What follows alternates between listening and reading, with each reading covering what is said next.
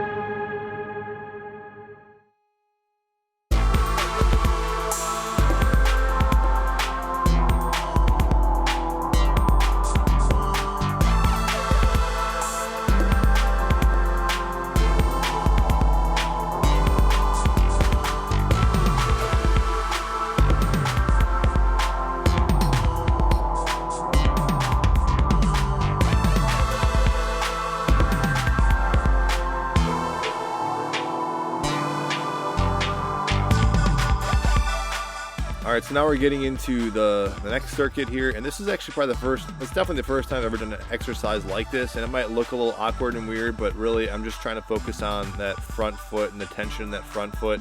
So I kind of feel like my back leg probably felt and looked awkward, but again, all that tension I'm trying to put in that front leg, and so don't worry about it too much. If the back leg kind of feels awkward, you just focus on that front leg. That's the leg you're kind of working. So it's okay if it feels a little weird, like it's not like you know where to put that back leg. Again, just make sure that front foot is kind of flush flat. You definitely don't want your heels really come up off the bench there. You want a strong, solid bench. Again, I put a bench link down below from Amazon.